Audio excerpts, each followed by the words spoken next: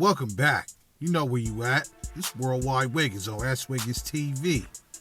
I got a dope episode for y'all today. Today's episode will get a little racy, but you know we gonna maneuver through it. Did you know it was Crips and Torrance?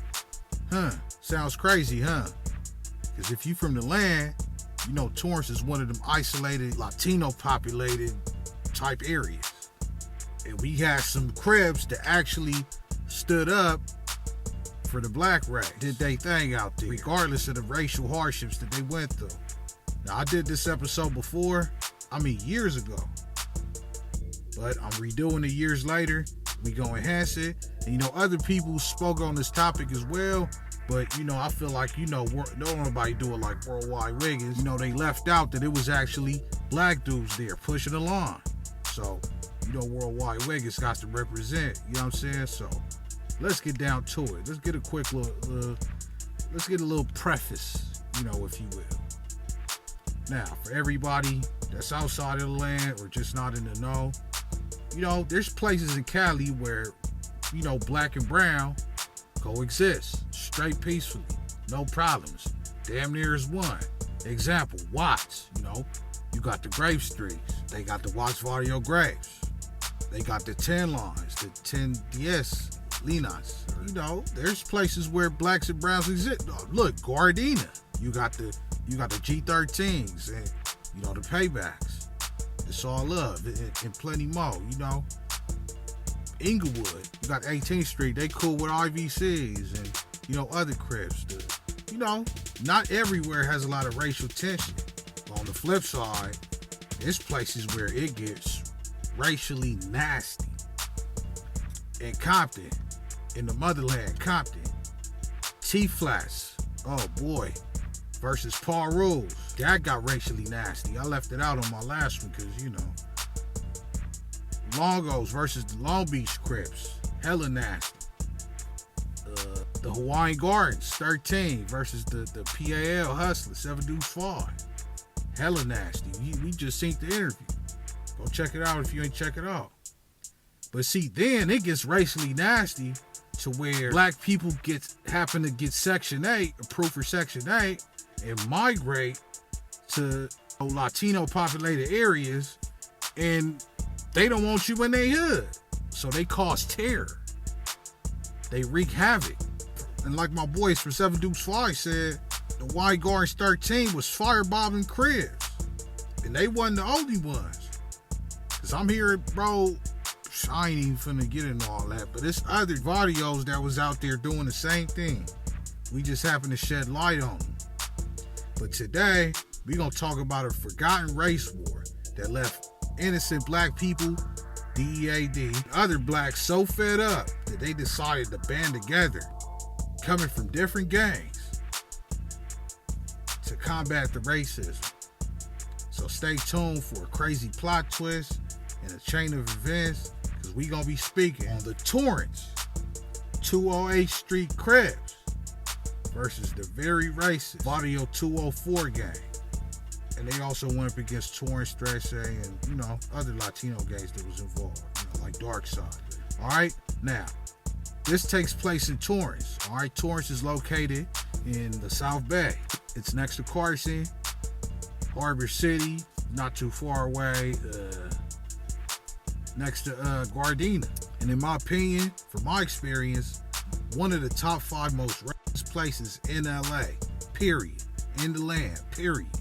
Hey, that just gave me an idea. And just for a visualization, so you get an idea, remember that scene from Straight Outta Compton when they had a recording session in Torrance and they came out there, they took a little smoke break or whatever, and they went outside. They was just standing out there, and police pulled up like they looked like gangbangers and laid them out. And Jerry Heller, a white man, had to say, "Hey bro, you piece of, they ain't no gangbangers, man. They out there, they rappers." Except for Easy, he was alone. You know what I'm saying? That's just the shit. That type of stuff really I remember I was in. I'll say that for later. The police out there don't like blacks. The non-gang members that's Latino don't like blacks. It's just an overall racial area.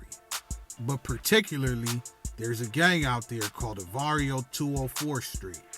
Now, 204th Street stemmed from the T-Flats, another gang that gets racial out there in Compton. The word is some of them started the hood out there in Torrance and they adopted some of their ways. And they have a habit, they don't care what, they just wage a war on blacks for nothing, just to get them out the area. Here's a little history on 208th Street Crips. They started off as TOT, taking over Torrance.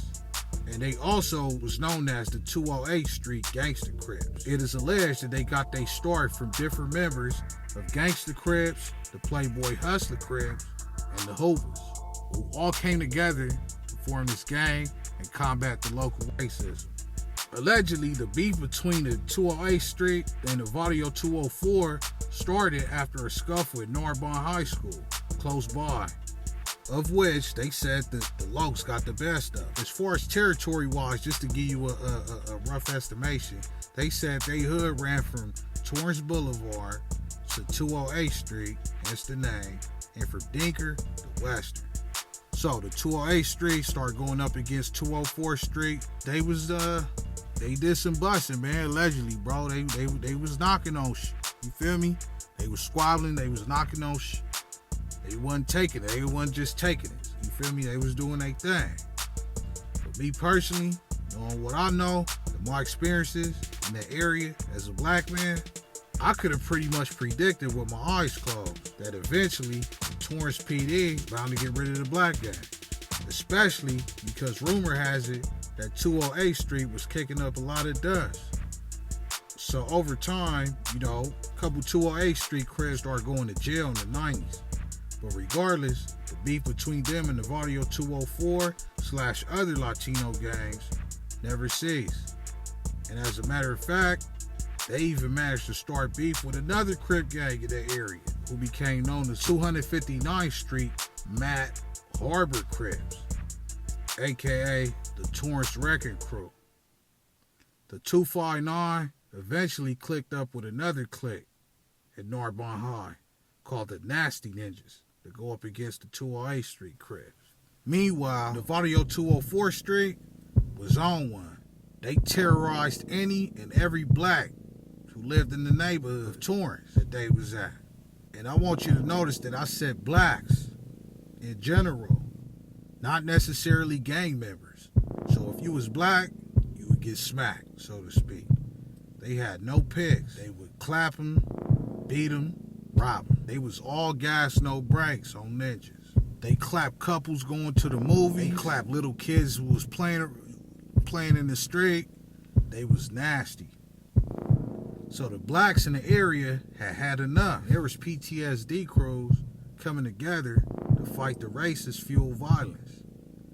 One of them was the GBI, the Gardena Bad Influence. Now they also tried to start a TBI, a Torrance Bad Influence, but the 208th Street Crips, they wasn't feeling it. So at this point, the black gang started operating level 4 style, meaning we could be from opposing gangs, but it's like we on a prison yard. We gonna stick together because we black. Whatever issues we got on the streets, it's over with. We too black, too strong over here. Now at that time in Torrance, a few older buildings got torn down and a bunch of new rental properties got built in their place, thereby making an opportunity for new black families to move in the area who obtained Section 8 vouchers. And they were coming from different areas, trying to start a new life, probably ducking the hardships of the gangbanging that plagues the inner city. But like I said again, this is what happens. Black families come trying to start a new life. The certain Mexican gangs, they don't want you in their hood. They gonna get you out of there. So the new influx of black people in Torrance sparked the discomfort among the VARRIO 204th Street, and they would commit the most notorious crime, allegedly, of that era. In 2006, a 14-year-old beautiful black teenage girl was chilling, talking with her friends, but allegedly reporters say, 2 alleged members of the VARRIO 204th Street supposedly gunned her down. It got a lot of media attention, They called for justice for her murder and held a candlelight vigil for her. An alleged gunman was later arrested for the body. I don't know if that was him. I'm just going by the article. But guess what? Karma's a bit. You feel me? And I believe you gonna reap what you sow, bro. I believe if you out there targeting innocent people because of their race, it's gonna come back, bro. It's gonna come back for sure. And if you put paint where it ain't, one day you could get chipped. Believe that. So supposedly the same dude, allegedly, they say, one of the same dudes that chipped that innocent 14-year-old girl, they saying he got chipped by one of his own people in San Quentin, serving his sentence. So yeah, no comment. And that's gonna conclude today's episode. Alright? So that's what it do, man. I appreciate y'all for watching.